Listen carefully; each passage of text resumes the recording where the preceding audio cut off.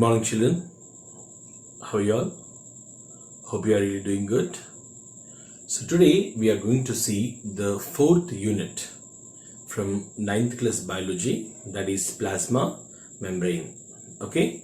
So in the earlier classes we have learned about the different cells and also different tissues present in the plants and also in the animals. And also we have come to a conclusion that each and every cell which is present in the plants or animals or any tissue you can take, they have their own functions, right? Each and every cell will have specific function. So that means, for example, if you take roots, the cells which are present in the roots are there to absorb, isn't it? If there are cells which are in the xylem, they are to transport. If there are cells in the phloem, they have to bring down the food material from the leaves. Each and every part has its own specific function. A question usually comes in our mind, how these things are transported from one place to the other.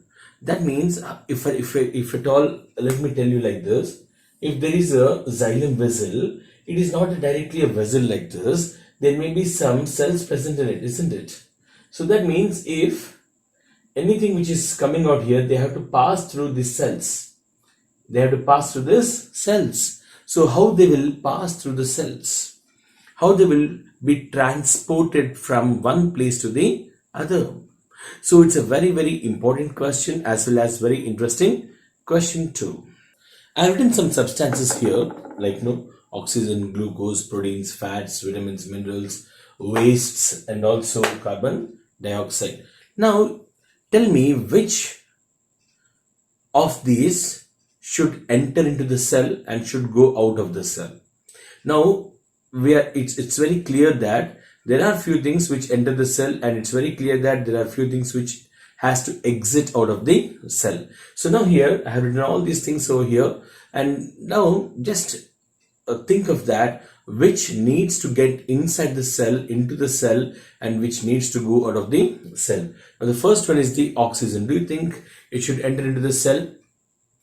Yes, it should definitely enter into the cell. What is the reason why it should enter into the cell? So the reason behind it is the oxygen is required and is necessary for all the activities of the body. So this is the one which makes you get the energy. Without oxygen, you will not get the energy. The blood should be purified by removing the carbon dioxide and replacing it with the oxygen. So this oxygen should be in turn carried to each and every cell so that you can get the energy. So without oxygen, we cannot survive. Our cells cannot survive. So that's why oxygen is very, very necessary for our survival. So it should go into each and every cell. And then come to the glucose. That is the digested part of the carbohydrates. Do you think this glucose is necessary? Do you think this glucose has to go into each and every cell of our body? Why? So why it should go into each and every cell of our body? The reason is very simple, that glucose should give you the energy.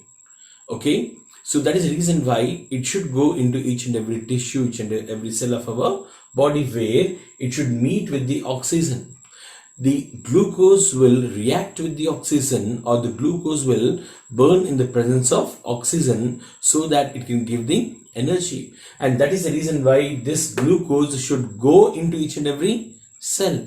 Now these are the two things which should go into the cell, isn't it? Should they go into the cell or they should go out of the cell? Yes, they should go into the cell. So here it's very much evident that oxygen and glucose should go into the cell but not go out of the cell. And coming to the proteins. Proteins, they enter into the cell in the form of amino acids. So they are helpful in our growth and also in our body building. So they should enter into the cell. In some circumstances, like the cell organelles which are there, already we have studied in the second unit that there are the organelles which are there in the cell. They will pack the proteins, isn't it? So they will synthesize the proteins out of the amino acids. like ribosomes, like endoplasmic reticulum, they will pack the proteins and send them out of the cell membrane so that they can go to the other cell wherever it is required. So proteins, definitely they should go into the cell. Sometimes they should also go out of the cell. And coming to the fats basically they enter into the cell. Okay, so that's why we'll put in this, because adipose cells, isn't it? There are adipose cells, so they should enter into the cell and they cannot come out of the cell. Coming to the vitamins, they are required for the cell. Okay, and then there are minerals, they are also required for the cell. Okay, and now coming to the carbon dioxide. Carbon dioxide is a gas. You can say it's a poisonous gas, and this poisonous gas cannot be in our body, in the cell, because it becomes toxic. Okay, let me tell you an example for this. If you take a small aquarium, and you bring some 10 fishes in that, okay, now after 1 or 2 days or 3 days, all the fishes will start coming out of the water and they will start taking the oxygen from outside air, isn't it? Though they cannot utilize that, they will be coming out. What's the reason? Because these fishes, they kept on taking the oxygen which is in the water in the dissolved form, and then they started leaving all the carbon dioxide outside in the form of carbonates and bicarbonates. Okay, now that filled the complete water, and the oxygen levels of the water has completely come to low. So now, as there is no oxygen in that water, usually the fishes will die, because this carbon dioxide has made the water toxic.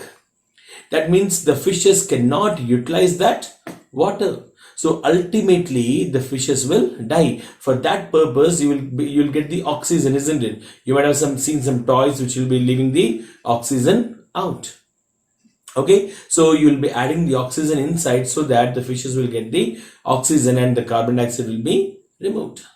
So that means this carbon dioxide is basically a poisonous gas which should not be there in the cells, okay, or in the blood. So it should be immediately removed. So it should be sent out of the cell, not into the cell. So if that comes into the cell, basically what will happen? The cells will die, and ultimately the person or the organism will also will be led to death. So now the next one is the wastes. Okay, there are a lot of wastes formed in our body. If you come to the next unit, excretion, if you come to the next 10th class 4th unit, excretion, there you will see number of waste materials which are formed in our body. So all these materials need to be sent out of the body. So basically, to send them out of the body, our excretory system, that is our kidneys, our lungs and our skin, they make a huge effort to send them out of the body. There are urea, there is uric acid, there is carbon dioxide gas, and there are some other bilirubin, biliverdin, so many waste materials, isn't it? And all the dead bacteria, dead antibodies and whatnot, several things are there in our body which are to be eliminated from our body, which are need to be excreted from our body. So that's why our body will keep on excreting them. So all these waste, like if they are in your body, if they are in your cells, ultimately that particular person will face definitely some critical issues and all. Even if the wastes are accumulated in the body for a long time, that will lead to the death of the person or death of the organism also.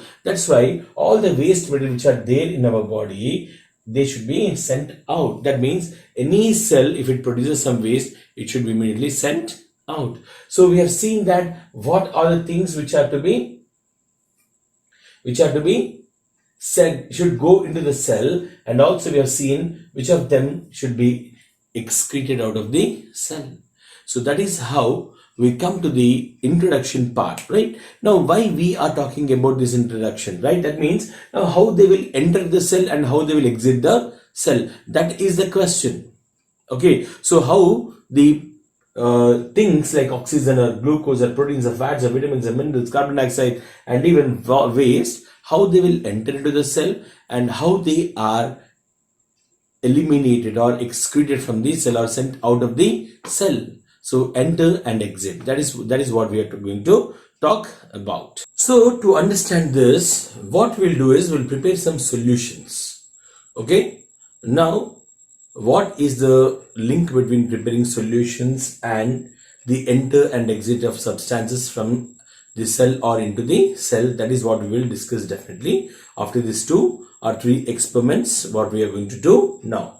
So now here, how to prepare some solutions. So from the very early, like from 6th class, 5th class onwards, you are been studying this, and it's kind of revision to you all. So now what we'll do is we'll take a beaker. We'll take a beaker, and in the beaker we'll fill with 100 ml of water. We'll fill it with 100 ml of water, and then what we'll do is we'll take a spoon of sugar and we'll put in the beaker, and using a stick or a spoon or something, you'll keep on stirring that, and you'll make the sugar dissolve in the water. Okay, now 3 things are formed here. 1, we have taken sugar. Sugar is the solute. Sugar is the solute. And now water is the solvent. Isn't it? Water is the solvent. And whatever the thing which is formed here now, it is no more water, because what we have added is sugar into that. So it's no more water, nor there is sugar. So what it has become? It has become solution. So how a solution is formed? Solution is formed because of the mixing of solute in the solvent. And solvent here is, we have taken the water as a solvent. Okay, solvents are basically liquids in nature. So here the water we have taken it as a solvent, and the solute here we have taken is the sugar. So the sugar, when you add in it, it will get dissolved, and now it is no more water. So we will call it as some kind of solution. So you keep on putting the sugar and keep on stirring it. So maybe 10 spoons, maybe 12 spoons, maybe 15 spoons. So every time you keep on dissolving, every time you keep on stirring it, the sugar will get dissolved in that, and a point will come, a point of saturation point will come, where the sugar will remain at the bottom. It will no more dissolve in the water. Okay, it will no more dissolve in the water. It will remain as it is, and it will not dissolve in the water. So at that time, we can say that the water has come to a saturation point. That means it cannot take any sugar molecules inside.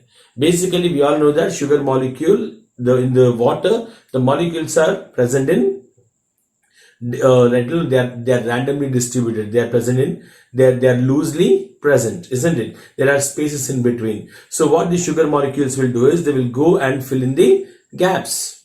So once the gaps are filled, now there is no space for the sugar molecules to go. So they will not dissolve. They will remain as it is at the bottom.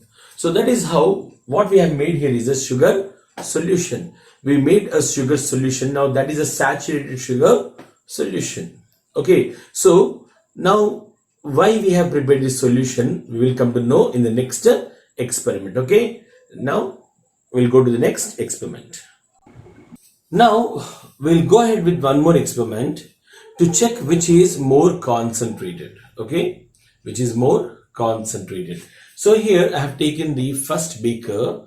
Okay, and I have taken 100 ml of water, and again I have taken the second beaker here, which I have taken the 100 ml of water again, and the third beaker also I have taken the 100 ml of water. That means amount of water is absolutely equal. There is no change in that. Okay, it is absolutely same. But whereas now here in the first beaker I have taken only half a spoon of sugar, and in the second beaker what I have done is I have taken 1 spoon of sugar, and in the third beaker what I have done is I have taken 1.5 spoon of sugar. Now what I will do is I will stir it. So that it will get dissolved in the water. Now tell me which beaker has more concentrated solution. Exactly. So the beaker which has 1.5 spoon of sugar has more concentration than the beaker which has half a spoon and 1 spoon of sugar. But because we have added here 1.5 spoon of sugar. So the concentration is more. And here we have taken 1 spoon of sugar, so concentration will be less than this beaker. And here we have only taken half a spoon, so concentration of the solution will be less than this both. So now if I have to make this more concentrated, what I have to do? I have to add more sugar. I want to make this more concentrated, I have to add more sugar. So the way I keep on adding more and more sugar to the beakers, the sugar solution will become more and more concentrated. So if you keep on adding sugar like that, they will even reach the saturation levels. Okay, so this is one of the very important thing which we have learned now. So concentration is very important. Concentration of the solutions is very important to understand the entry and exit of substances from the cells. So concentration of these solutions is very important to understand the entry and exit of any kind of substances from the cells. So make it a point, right? Note it down. And now tomorrow we will see what are the different processes which are really helping in this entry and exit of the substances. So tomorrow we'll be learning about 2 different such processes. Okay, until then, see you all. Have a great day. Take care.